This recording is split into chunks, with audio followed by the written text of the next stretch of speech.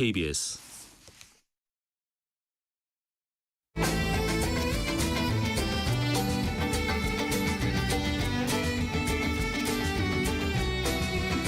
오늘을 함께하며 여러분의 내일을 응원합니다. 성공예감 이대호입니다.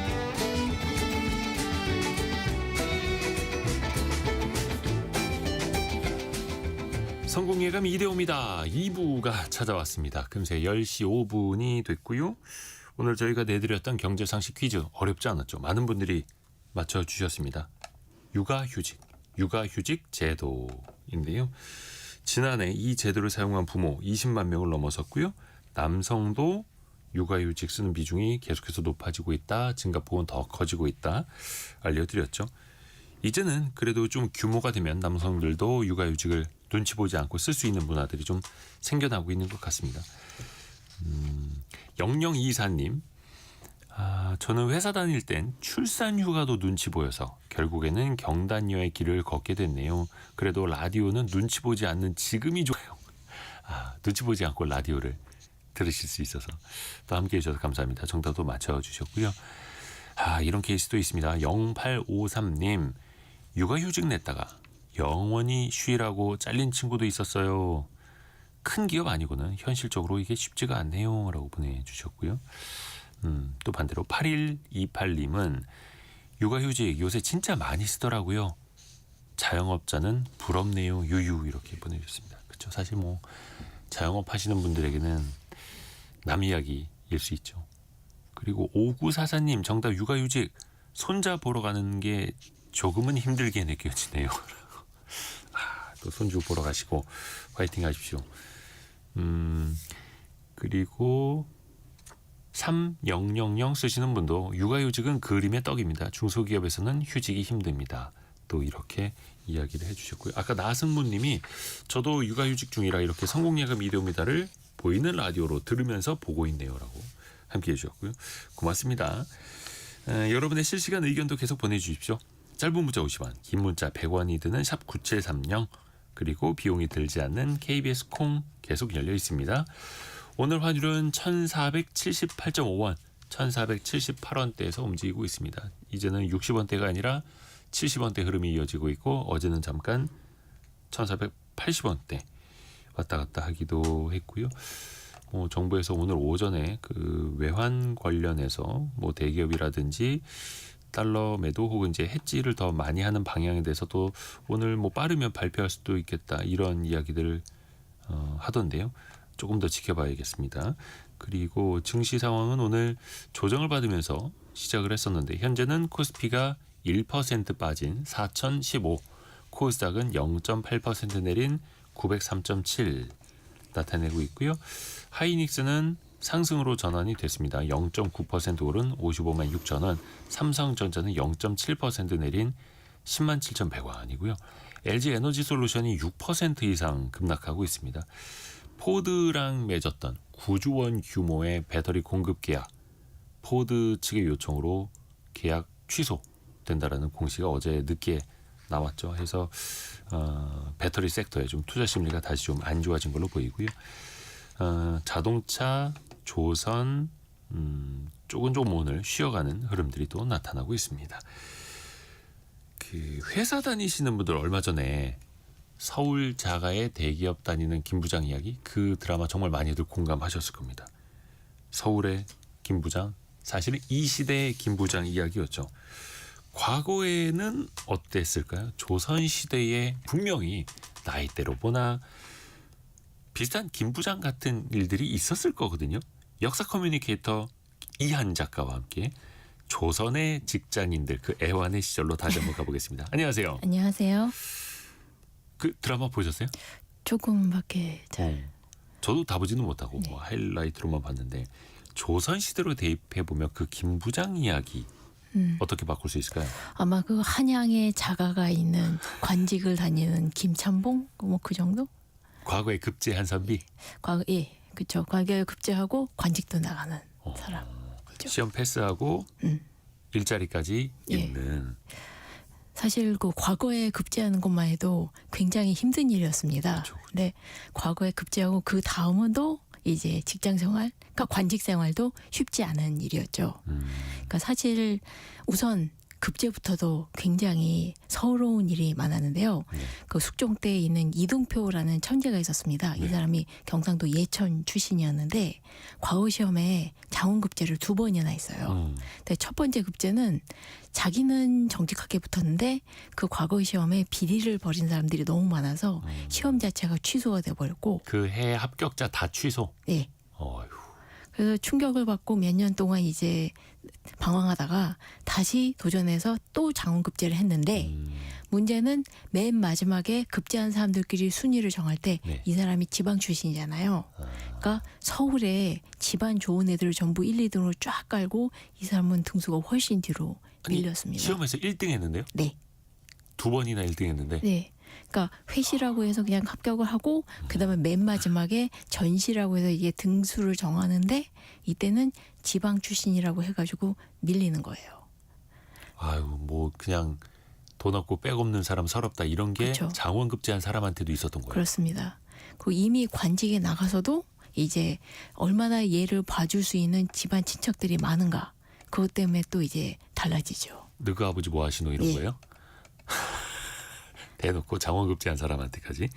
아니 그러면은 이른바 천재 소리 들었던 사람들도 쉽지 않았던 거예요? 그렇죠.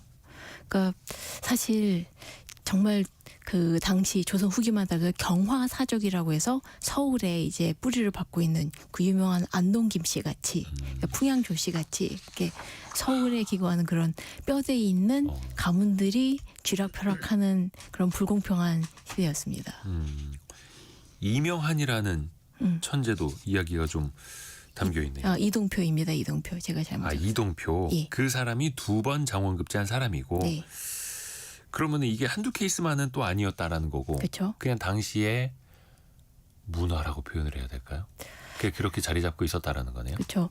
그래서 그리고 똑같이 관직에 나간다 하더라도 이게 그 명문가 애들은 좋은 관직에 꽂아주고, 그게 아니라 약간 좀 그 백이 별로 없는 사람은 이제 한직에 몰아주고 해서 이미 관직 트랙에서부터 그 차별이 심해집니다. 관직 트랙. 예, 그러면 당시에 물론 이제 기업 뭐 대기업이라고 할 거는 뭐 조선 시대에는 없었을 테니까. 공무원이 최고의 그렇죠. 출세 코스였죠.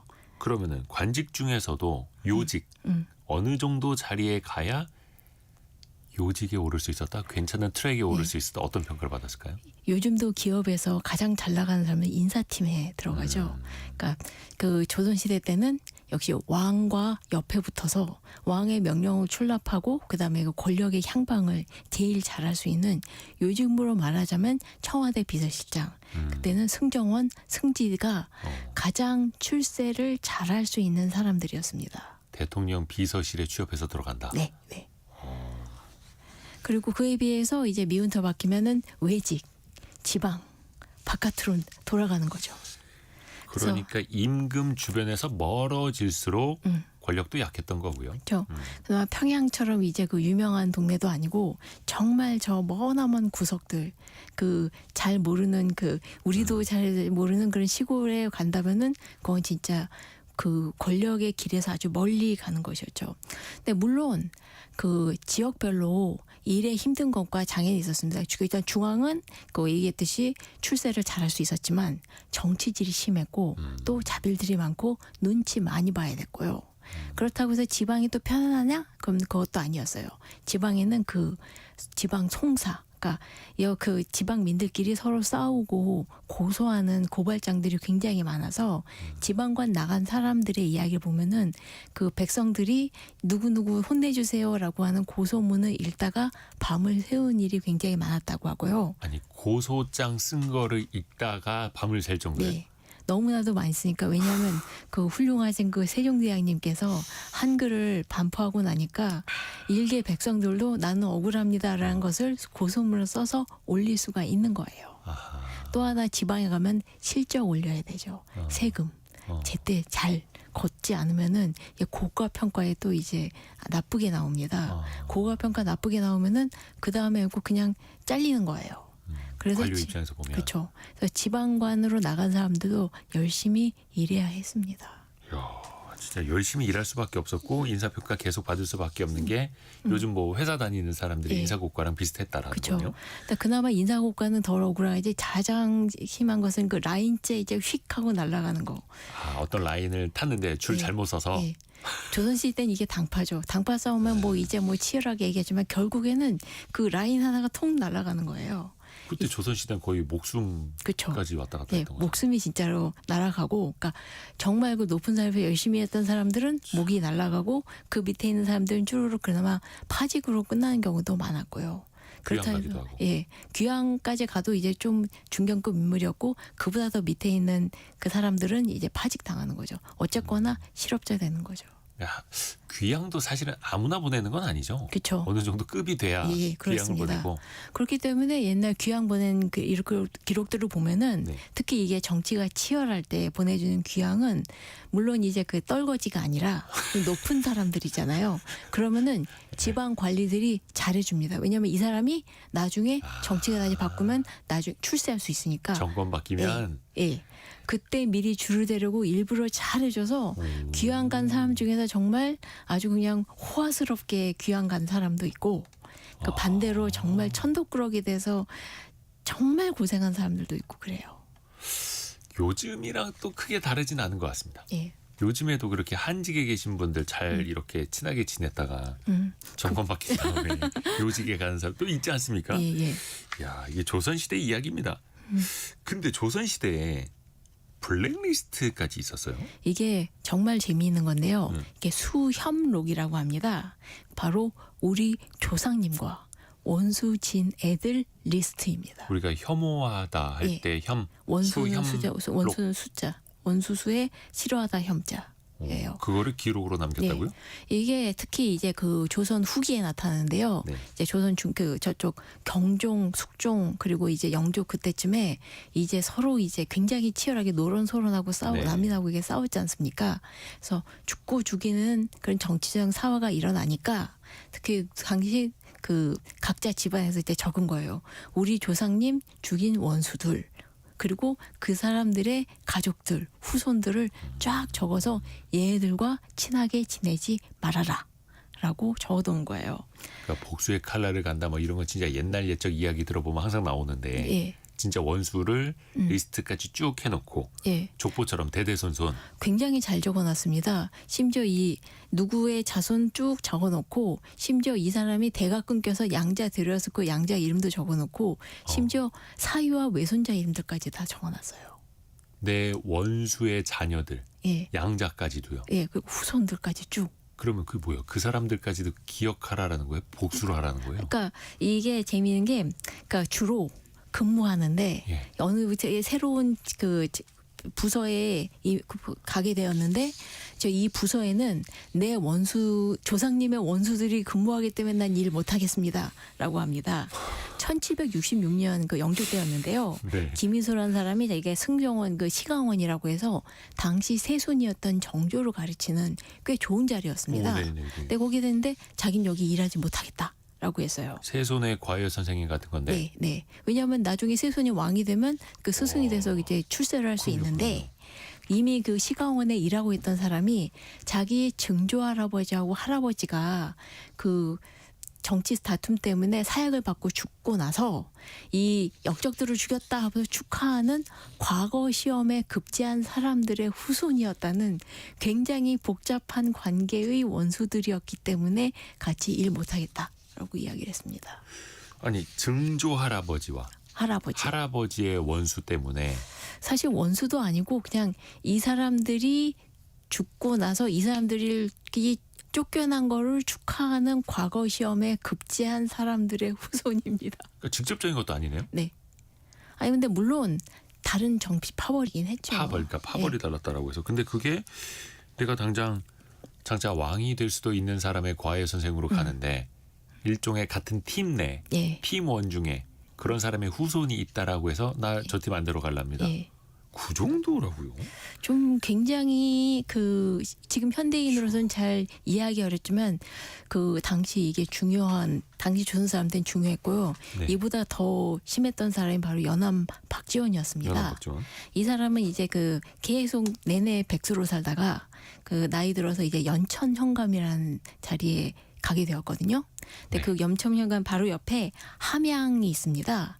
당시 함양 현감이었다는 사람이 윤광석이라는 사람과 친하게 지냈어요. 바로 이웃한 동네의 사또였으니까요. 네. 그래서 막 서로 같이 모여서 술도 먹고 같이 자기도 하고 놀기도 하고 그랬었는데 한참 그렇게 놀고 보고 나니까 사실 알고 봤더니 이 사람이 자기 조상님의 원수의 후손이었던 거예요. 와, 완전 절친인데. 예. 근데 이 제가 그래서 한번 따져봤거든요. 대체 근데 명실하게 따지면 이것도 완벽하게 원수는 아니에요. 왜냐하면 워낙은 같은 노론 쪽이었고 조상님들이 예. 그것도 그냥 조상님이고 7대조 조상님이었습니다. 음.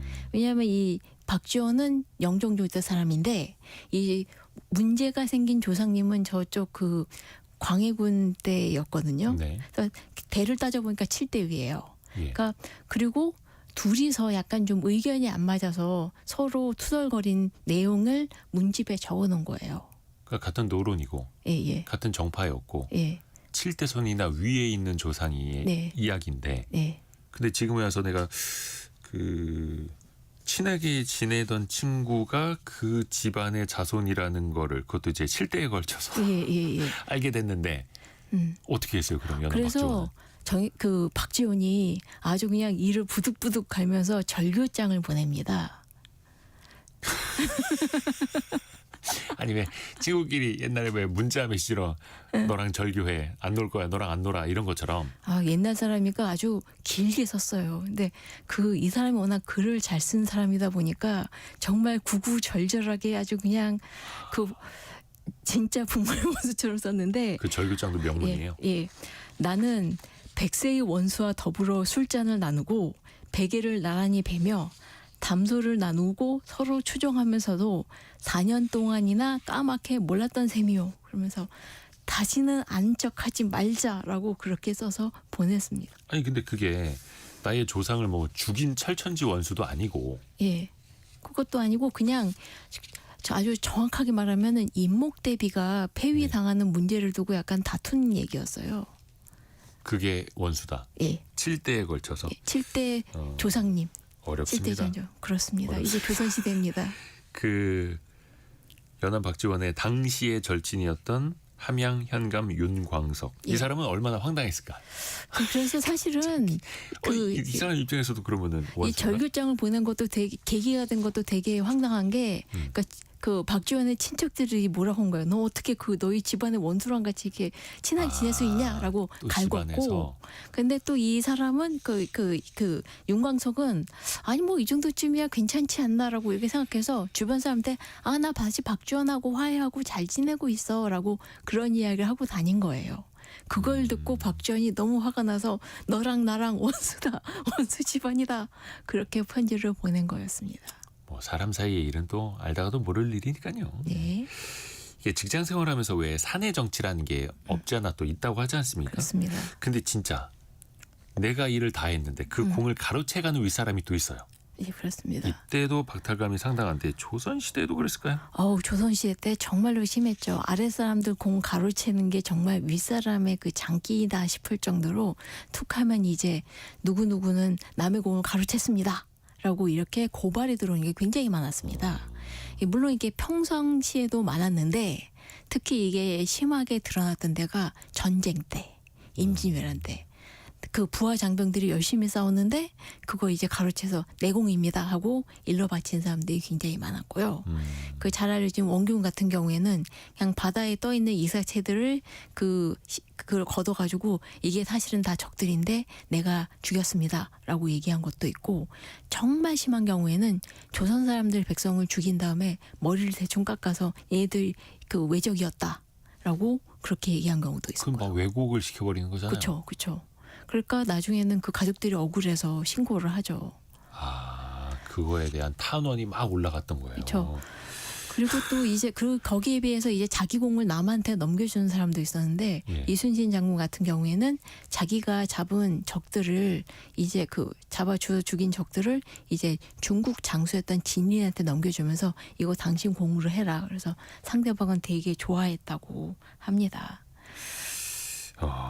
그러니까 물론 이제 이순신 장군처럼 아랫사람 잘 챙겨주는 사람도 있지만 그걸 또 가로채는 윗사람들도 있었다. 이게 또 영화 같은 일인데. 예, 그리고 또 글 쓰는 경우에도 그 평화시에도 있었는데요. 예. 이제 그 정조 때 이제 당시 그 정조 역시 그 왕의 승지였던 서영보라는 사람이 네. 자기 일이 너무 많으니까 저쪽 규장각에 와서 규장각 각신들한테 자기 할 일을 막 떠넘겨요. 그러니까 뿜빠이 해가지고 죄송합니다. 나누어서. 예, 나눠주고 일본 역사도 공부 많이 하셔가지고. 네.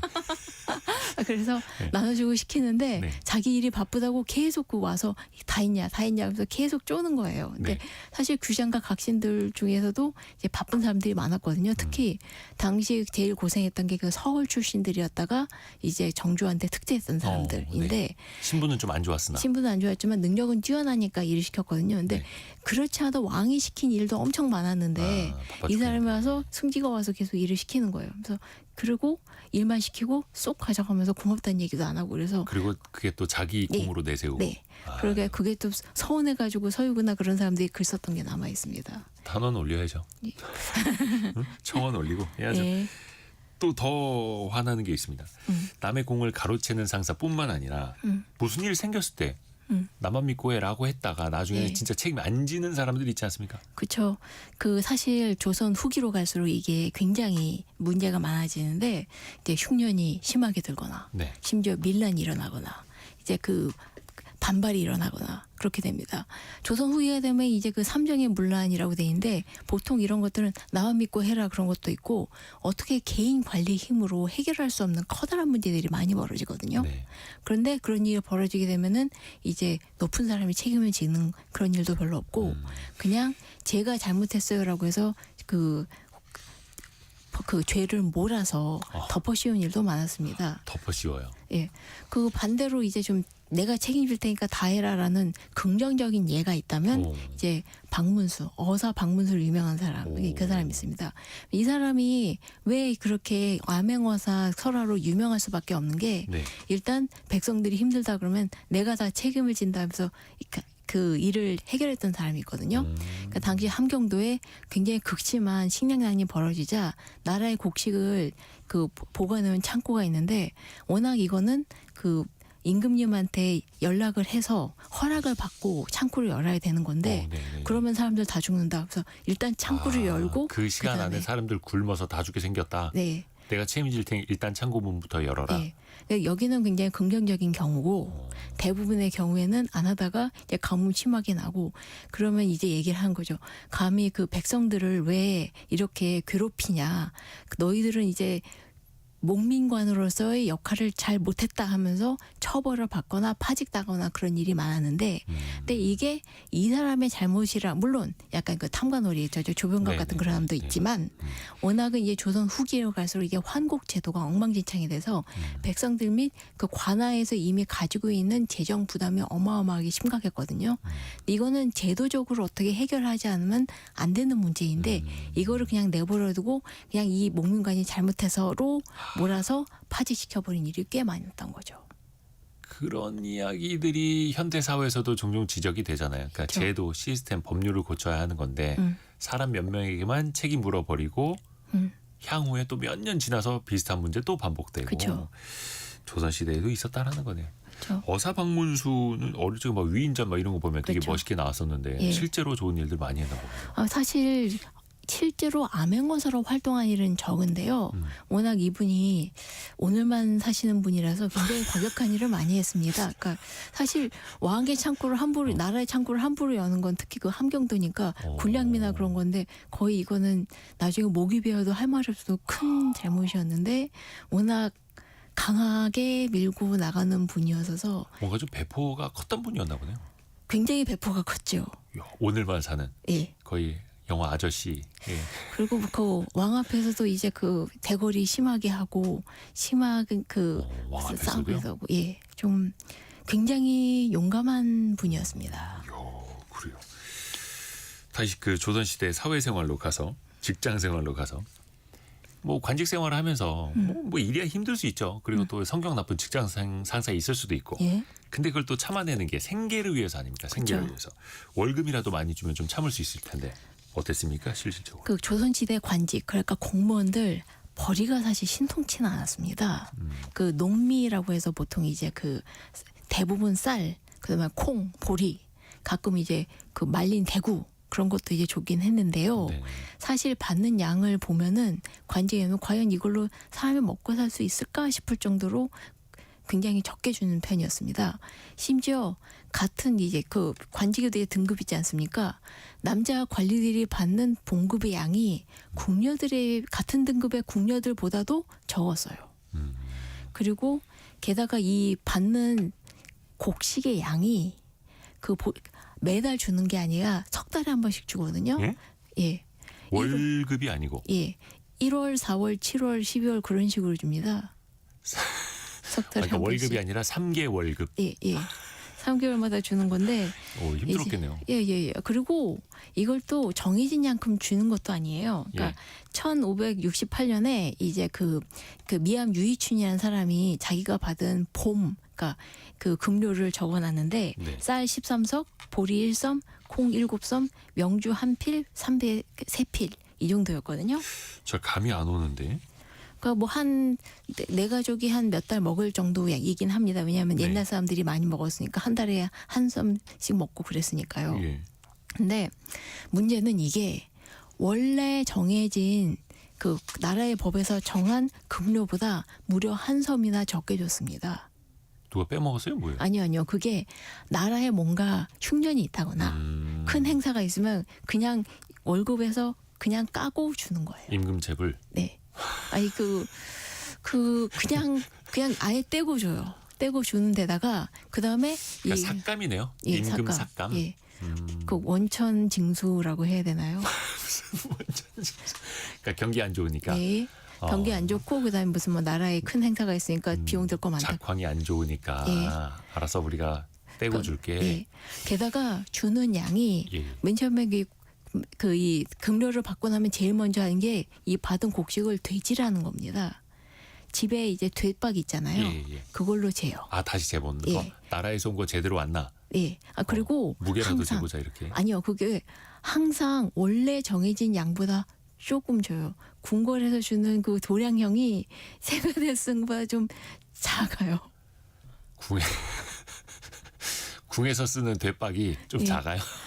일부러 좀 적게 주고 막 그랬던 것 같습니다. 그래서 아, 항상 적게 줬기 때문에 이때는 한번 재보고 어쩌다가 좀 평상시보다 많이 왔다 그러면은 횡재한 기분이 나면 되게 좋아해요.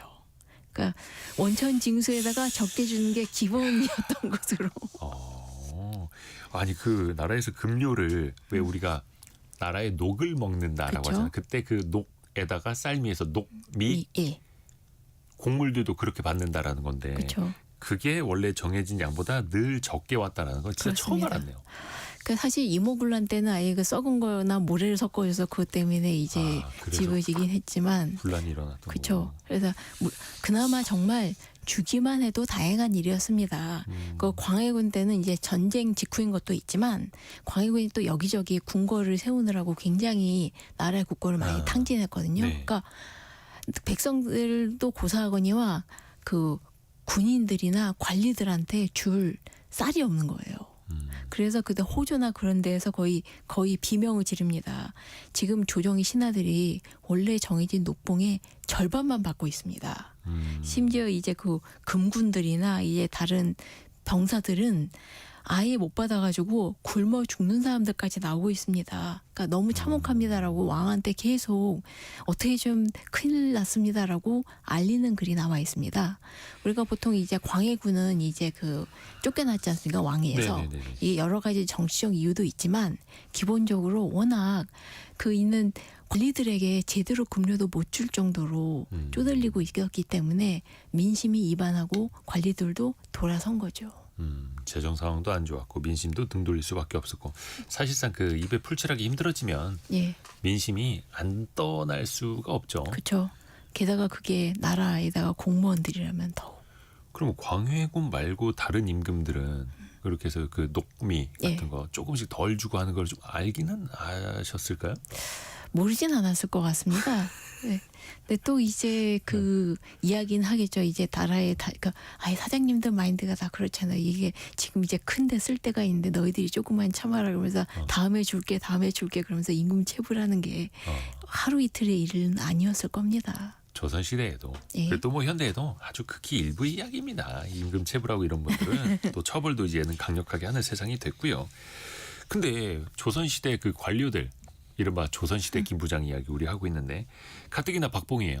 근데 나와야 할 쌀이 늦어져요. 예. 적게 나와요. 그럼 당장 생계를 어떻게 해요?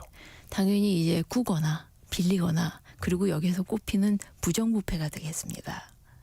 부정부패로 이제 뒷돈으로. 예, 아까 얘기한 그 미암 유이친 같은 경우에는 이 사람이 거의 정치적인 이유로 20년 동안이나 함경도에서 귀양살이 하다가 네. 이제 다시 복귀해서 중앙에서 정치 생활을 시작하거든요. 그래서 꽤 잘 나갑니다. 그렇게 되니까 지방 관리들이 이 사람한테 굉장히 많이 선물을 보내요. 그래서 선물을 보낸다는 게 우리 요즘도 이제 추석이나 설날 때 선물센터 오지 않습니까? 네. 그런 식으로 그 먹을 거라든가 필요한 생필품들이 전부 선물로 그러니까 이런 걸 선물로 주고 받나라고 싶을 정도로 다양한 선물들이 오는데요. 청어 100마리, 생전복 100마리, 붓, 뭐 옷, 그다음에 뭐 이제 지필모 그런 거부터 시작해서 그 김치, 간장 그리고 방석이나 과일 같은 것까지 전부 선물로 줍니다. 당시에는 뭐 김연아법 같은 게 없었을 테니까 예. 선물이에요. 근데 선물과 뇌물에 뭔가 선이 있을 거 아니에요.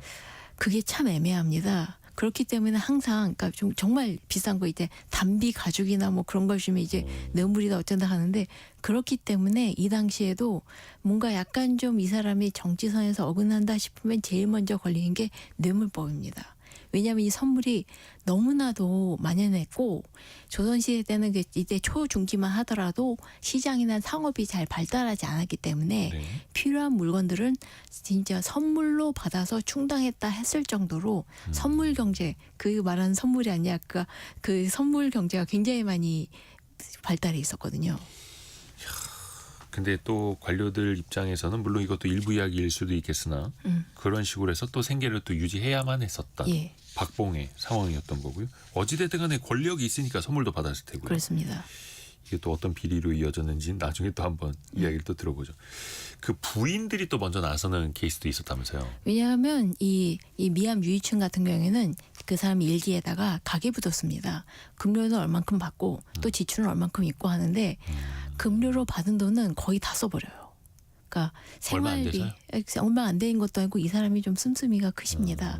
또 이제 책을 좋아하는데 책이 당시 굉장히 비싸기 때문에 한 번 샀다면 훅 날아가고 또 이 사람이 그 자기 그 딸들 서녀들이 있었는데 이 서녀들의 신분을 노비에서 양인으로 풀어주기 위해서 말을 이제 계속 지불을 합니다.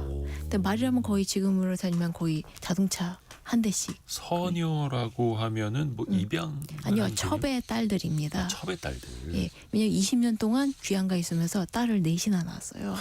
근데 이 딸들을 전부 이제 노비로 살지 않게 하기 위해서 좋은 아빠였죠. 근데 그러다 보니까 돈이 많이 드는 거예요. 첩의 딸들을 신분을 또 높여주기 위해서 돈을 예. 그래서 급여를 받은 거는 다 금방 써버렸고. 예, 그 우리 얘기했듯이 낭비도 많았고 그렇게 되니까 이거를 다 커버하는 것은 다 부인이었습니다. 본부인. 왜냐하면 도저히 그리고 이제 서울 물가도 비싸고 이 사람이 또 집이 자가가 아니에요. 서울의 집이. 관직 생활을 하지만 그 친구 집을 빌려서 살았고요. 당시에는 그 월세. 예, 월세이긴 한데 이 사람은 이제 약간 얘기했듯이 고관이 되어 가는 중이다 보니까 친구도 약간 여기 줄 대려고 했던 모양인지 월세를 돈으로 안 받고 그냥 반찬만 좀 받았습니다. 근데 그렇다 하더라도 생활비는 많이 들고 근데 이제 살면서 특히 이제 가족들이 결혼하거나 장례를 치르거나 그럴 때마다 큰 돈이 깨지는데 거기에 필요한 돈을 다 대는 게 그 고향에 사는 부인이었던 것이죠. 그러니까 부인이 이제 지방에서 농장을 가꿉니다. 땅이 있고 거기를 노비들을 시켜가지고 계속 그 밭을 갈게 하고 그리고 이걸 그 곡식을 거두고 또 이 부인이 계속 송덕봉이라고 하거든요. 예. 집 주변에 있는 땅을 계속 사들입니다. 그래서 이제 농장을 크게 늘려요. 와, 이분이 대단했네요. 그렇죠. 그리고 저번에 얘기했듯이 조선시대 부인들은 많이 하는 게 돈놀이였습니다. 당시 그 금융기업이 그런 게 없었으니까 그 사기업 누가 돈 필요하다 그러면 돈을 빌려주고 거기 사채로. 이자를 치고 받아오는 거서 그걸로 이제 또 재산을 불리고 또 이제 옷 같은 것도 만들고 천도 짜고 염색도 하고 여러 가지 부업을 해서 돈을 굉장히 많이 만드는 편이었고 가난하면 가난한 집안대로 어떻게든 그 집에 있는 물건을 그 전당포에 가서 맡겨서 돈을 받아오고 해가지고 살림을 운영하는 일이었습니다. 그러니까 남편이 첩들의 딸들 때문에 돈 다 쓰는 거를 예. 본 부인이 경제적으로 다시 또 일구어내고요. 예. 이게 미암 유희춘의 부인 예, 송덕봉입니다. 송덕봉. 이 사람은 그 아까 얘기했듯이 남편이 20년 동안이나 함경도에 귀양 가 있는 동안 시부모님 장례 다 치르고 제사 다 치르고 그다음에 애들 다 키우고 다 했습니다. 야, 대단하신 분이네요. 예, 정말 그 여걸이셨던 분이고요. 그 한편으로 이제 남자들은 이 당시 조선시대 그 남자들은 자랑이 그거예요. 아, 나는 집안 살림 잘 모른다. 그게 자랑이에요. 예, 예. 그러니까 우리 부인이 다 알아서 하지 나는 집안일 잘 모른다. 요즘으로 약간 그런 느낌 아닙니까? 아유, 우리의 뭐 공부 잘하는지 안 하는지 난 잘 몰라. 뭐 아내가 다 알아서 하는데 근데 이번에 무슨 대학 가서 이런 그렇죠. 느낌. 약간 그 우회적인 자랑이었고 실제로는 그 남편들이 남긴 편지나 그런 거 보면 남자들도 굉장히 돈벌이나 살림이나 이런 그 재정에 굉장히 많이 신경을 썼던 게 있고 본인은 아니 난 집안 살림 잘 몰라라는 사람이 그 실록의 기록을 보면 이 사람들에게 돈 밝혔다라고 나와 있는 경우도 있고 그렇습니다. 또 하나 다시 이제 그 일하는 현장으로 또 돌아갈게요. 그러면 아까도 뭐 박봉이라고 그래서 힘 있는 관리들은 오히려 뒷돈으로 예. 살아갈 정도라고 말씀해 주셨는데 근무 여건이라도 뭔가 좀 좋으면 다행이잖아요. 예. 뭐 복지라고 할 거는 좀 없겠으나 근무 여건은 어땠을까요? 그 원칙적으로는 열흘 일하고 하루 쉬는 거였습니다만 열흘 일하고 하루 쉬고. 예, 예. 그렇긴 한데 예나 지금이나 그렇죠. 명절에 이제 근무할 때도 있고 야간이나 숙직 서는 일도 많았고 갑자기 불려나간 일도 많았고 마음대로 퇴직도 못하고. 아니 조선시대에 예를 들어서 지금처럼 무슨 뭐 IT 때문에 24시간 무슨 뭐 센터가 돌아가야 되고 콜센터처럼 두고 항상 고객 응대를 해야 되고 이런 것도 아닌데 야근이 있었어요. 우선 야근과 숙직은 항상 있었습니다. 그래서 가장 우리나라의 그 야근 숙직으로 유명한 사람은 그 숙주나물 신숙주 씨가 있죠. 이제 밤에 이렇게 숙직하고 있다가 자고 일어나 보니 곤룡포가 덮여 있다. 그러니까 사장님이 숙직, 예. 신숙주 예. 이거 학생들이 외우긴 쉽겠네요. 그렇죠. 근데 그 곤룡표는 임금님이 와서 덮어줬다. 임금님이 내시를 시켜서 덮어줬다고 하지만 한마디로 임금님이 더 늦게 잤다는 것이죠. 그래서 너 있는 거 내가 안다. 거의 그런 느낌. 아니 그게 좋은 거예요, 안 좋은 거예요? 섬찟하기도 한데 좋게 보면 좋게 보겠죠. 좋게 보면 왕에게 임금님이 격려를 내고, 받았으니까 예. 좋은데 나쁘게 보면은 너는 임금님도 안 자고 있는데 잠이 오니?라고 해석할 수도 있습니다. 아니 왜 그 영화 뭐 천문이나 이런 거 보면은 장영실 케이스도 마찬가지고 막 그쵸. 이렇게 책상에 엎드려서 잠들었는데 임금님이 와서 뭐 덮어주고 하는 거 예. 이런 게 그러면 실질적으로 많이 있었다라는 거예요? 그 임금님이 밤에 근무한 사람한테 먹을 걸 쏘는 일은 꽤 많았습니다. 그러니까 숙직하고 있는데 그 떡이나 술이나 과일 같은 거 내려주면은 야식? 예. 근데 그걸 내려주면 그냥 받으면 안 돼요. 임금님 감사합니다라고 꼭 시를 적어서 돌려보내야 됐습니다. 음식 다 식겠네요. 뭐 그렇지만 해야 되죠. 받았으니까 고맙습니다. 그래도 야근한다고 야식 챙겨주시는 분은 뭐 그래도 좋죠. 예, 그렇죠. 그 이제 예전에 한번 그 경상 감영에서 예. 이제 글씨 잘 쓰는 것 때문에 불려온 그 관리들이 있어 하급 관리들이 있었는데 그 사람들한테 정조는 1인 1닭을 내려줬습니다. 그 시절에요? 예, 그래서 그렇게 받으니까 규장각 신하들이 다 부러워했다고. 열심히 일할 수밖에 없겠네요. 그렇죠. 네, 또 근데 뭐 먹은 만큼 일을 시켰을 거예요. 일을 엄청나게 많이 시켰습니다. 거의 그냥 제가 저걸 다 해냈다고라고 싶을 정도로 굉장히 많은 일을 시켰습니다. 그런 케이스는 없었습니까? 왜 사람들이 일 많고 힘든 건 참아도 더럽고 치사한 거 못 참는다고 하지 않습니까? 그쵸. 특히 사회생활하면서 조선시대에도 관리들 사이에 그런 게 있었을까요? 사실 관리들도 사람이다 보니까 네. 감정 싸움은 정말 어쩔 수가 없었습니다. 그렇죠. 그래서 가끔은 채통 없이 임금님 앞에서 싸울 때도 싸워요? 있었거든요. 예. 그러니까 아까 얘기한 오늘만 사신 분 중에서 그 박문수 분인데 이분이 성격이 격하다 보니까 오. 참 별일이 다 있었거든요. 예. 이제 그때 한번 영조 앞에서 이제 그 정승이던 이광자가 예. 이제 그 당시 정치 현안에 대해서 얘기한 거예요. 이제 정치가 뭐가 잘못됐고 이제 무슨 군량미가 어떻고 막 얘기하는데 계속 박문수가 중간에 끼어드는 거예요. 나도 그 얘기 하려고 했는데, 나도 그 얘기 하려고 했는데, 계속 그렇게 말을 턱 채가지고 자기 할 말만 하니까 이광자가 화가 너무 나서 대놓고 얘기합니다. 제발 얘기할 때 한 사람이 말이 다 끝나면 그 다음 사람이 말하게 합시다. 껴들지 마라. 예. 그 얘기를 하고 허락을 받았습니다. 그게 임금님 앞에서? 네. 근데 이광자가 또 박문수랑 남도 아니에요.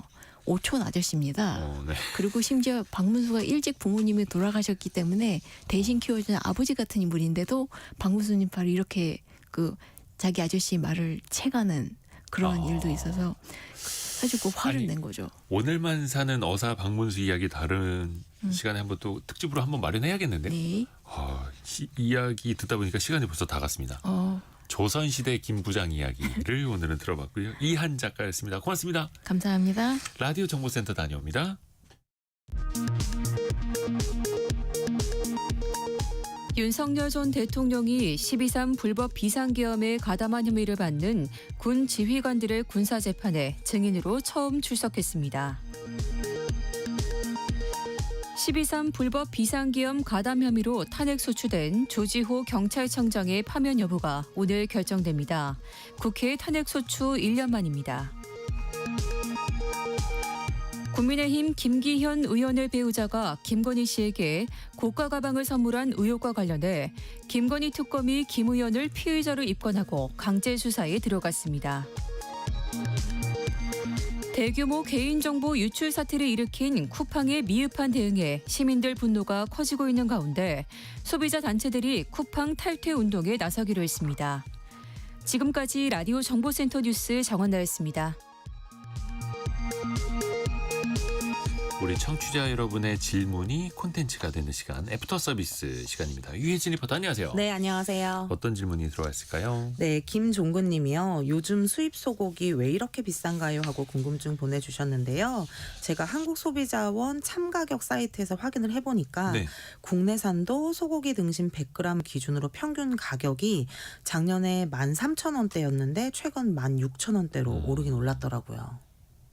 뭐 소고기만 올랐겠습니까마는 다 올랐죠. 원래 비쌌던 네. 소고기가 더 비싸지니까 높은 네. 턱이 더 높아 보이기도 하고 이게 상당히 또 복합적인 요인이 있습니다.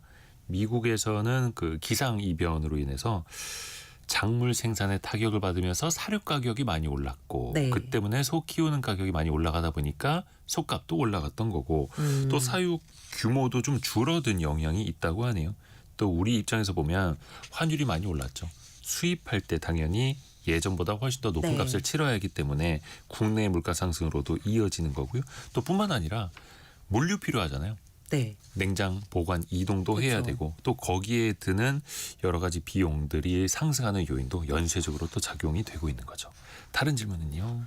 네, 어제 미래생활사전 시간에 생성형 AI와 컨텐츠 산업에 대해 알아봤는데요. 2836님과 홍순옥님, 동영상에서 CG와 AI는 어떻게 다른 것인지 궁금합니다 하고 메시지 주셨습니다. CG는 컴퓨터 그래픽이라고 네. 하죠. 그리고 그 컴퓨터 그래픽을 비주얼적으로 막 입체적으로 효과를 내는 걸 비주얼 이펙트. 그걸 네. 또 줄여서 VFX 이렇게도 부르는데요. 네. 컴퓨터 그래픽이니까 컴퓨터를 작동할 사람이 필요하지 않습니까? 사람이 컴퓨터를 이용해서 하나하나 만들어내는 게 CG 작업이라고 하고 AI 영상 기술은 그냥 자연어로 명령을 하는 겁니다. 우리가 유해진 리포터한테 말하듯이 네. 텍스트로 이렇게 써서 어떤 영상을 어떻게 만들어줘. 유해진 리포터랑 이대호 MC랑 같이 하늘을 날고 있는 영상을 만들어줘라고 하면 그대로 그려주는 거예요. 그게 이제 AI 기술이라는 거고 저렴하죠. 대신에 아직까지는 정밀도가 좀 떨어지기도 하고 네. 일관성이 좀 떨어진다라는 단점이 있습니다.만 그걸 컴퓨터 그래픽으로 한다면 원하는 대로 정밀하게 그려낼 수 있다. 다만 컴퓨터 그래픽은 사람도, 시간도, 돈도 네. 많이 들 수밖에 없다라는 거고요. 다음 질문도 볼까요? 네, 9940님이요. 상생 페이백 신청이 연장됐다던데 어떻게 신청하나요? 하셨습니다. 이 신청 기간이 12월 31일까지로 일단 연장이 됐고요. 상생페이백.kr 홈페이지에서 본인 인증을 하시고 신청 정보를 입력하고 나면 약관 확인하는 절차가 나옵니다. 이거 하신 다음에 카드 등록을 하면 신청이 완료되고요. 만약에 나는 온라인 신청이 어렵다라고 하면 평일 영업시간 내에 전통시장 상인회, 소상공인지원센터, 지방중소벤처기업청 등의 본인 명의 휴대폰과 페이백을 받을 신용카드나 체크카드 지참하셔서 방문하시면 됩니다. 더 궁금하신 부분은 1533-2800번으로 문의하시길 바랍니다. 또 다른 질문은요. 박영은 님이요. 인터파크 도서가 인터파크 커머스의 사업 분야인가요? 하셨습니다. 그 이름들이 좀 비슷하다 보니까 좀 헷갈리는 경우가 있는데 일단 최근에 인터파크 커머스 그러니까 인터파크에서 그 쇼핑이라든지 이런 거 하던 것들은 아주 예전에 큐텐 그룹으로 인수가 됐었는데 그 큐텐 그룹이 티몬 위메프 인수했다가 경영이 악화되면서 네. 지금 뭐 티몬도 그렇고 뭐 파산 절차 밟고 있는 네. 것도 있지 않습니까? 인터파크 커머스도 얼마 전에 파산 선고를 받은 상태죠. 그리고 인터파크 도서는 이름을 바이즐 북스로 변경을 했는데 네. 인터파크 도서는 인터파크 커머스의 산하에 있습니다. 그러니까 사실상 인터파크 커머스가 파산 선고를 받았으니까 인터파크 도서도 어려워졌다 이렇게 네. 보시면 되겠고요. 다만 인터파크 티켓이라는 사이트는 다릅니다. 여기는 NOL 인터파크라는 이름을 쓰고 있는데 네. 야놀자 있지 않습니까? 야놀자 그룹 계열이기 때문에 기존의 인터파크 커머스 도서랑은 인터파크 티켓은 완전히 다른 회사다. 이렇게 인식을 하시면 되겠습니다. 그리고 참 아까 파산 선고 받은 거는 그 티몬이 아니라 위메프였죠. 이것도 헷갈리시면 또 안 될 것 같네요. 유혜진 리포터와 함께했습니다. 고맙습니다. 감사합니다. 감사합니다. 잠시 증시 상황 한번 볼까요? 오늘 좀 조정을 받았었는데 코스피는 1.1% 내린 4010, 코스닥은 0.5% 내린 906이고요. 원달러 환율은 1475원으로 약간 내려왔네요. 저희는 내일 아침 9시 5분에 다시 찾아뵙겠습니다. 성공 예감은 오늘도 여러분을 응원합니다.